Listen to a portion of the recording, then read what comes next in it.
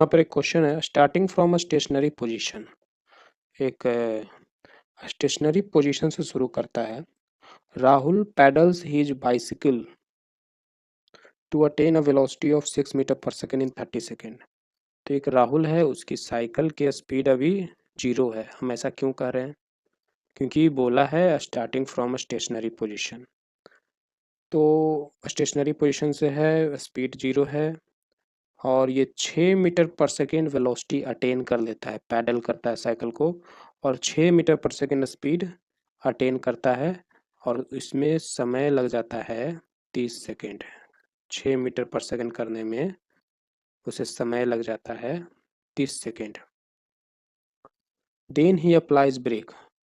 तो जब 6 मीटर पर सेकेंड स्पीड हो जाता है तो फिर ये ब्रेक लगा देता है और such that the velocity of the bicycle come down to 4 metre पर second in the next 5 second. तो अगले 5 सेकेंड में इसका स्पीड 4 मीटर पर सेकेंड हो जाता है और ये समय लगता है 5 सेकेंड। जब 6 हो गया था तो ब्रेक लगाया, 5 सेकेंड बाद 4 हो गया। मुझे दोनों केस का एक्सेलरेशन पूछा है, मतलब इस केस में एक्सेलरेशन क्या था और इस केस में।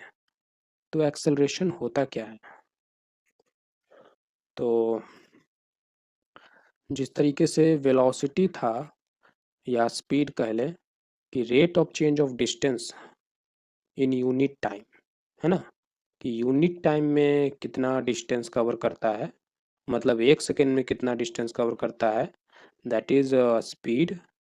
उसी प्रकार एक्सेलरेशन क्या होता है? उसी प्रकार एक्सेलरेशन 1 सेकेंड में कितना वेलोसिटी बढ़ता है, दैट इज द एक्सेलरेशन। यहाँ पे 1 सेकेंड में कितना डिस्टेंस कवर किया, यहाँ पे 1 सेकेंड में कितना वेलोसिटी बढ़ा।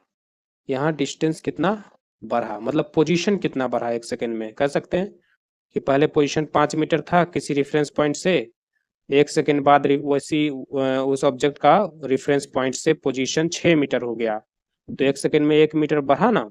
तो वैसे यहाँ पे कहेंगे कि 1 सेकेंड में कितना वेलोसिटी बढ़ा। So that is the acceleration. बढ़ा या घटा दोनों कह सकते हैं, तो इसलिए हम यहाँ पे चेंज बोलेंगे। तो change in velocity in 1 second और यूनिट टाइम, यहाँ पे change in position in 1 second और यूनिट टाइम, दोनों कह सकते हैं। तो ये होता है एक्सेलरेशन।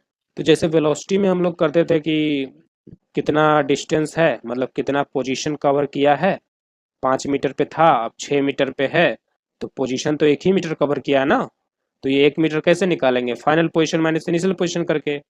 तो वेलोसिटी का मुझे निकालना होगा डिस्प्लेसमेंट, तो कैसे करेंगे? Final position minus initial position by time, total time.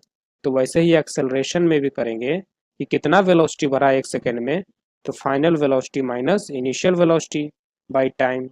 Same वही काम, जिस तरीके से वेलोसिटी पोजीशन में रिलेशन है वैसे ही एक्सेलरेशन वेलोसिटी के साथ रिलेटेड है। ओके,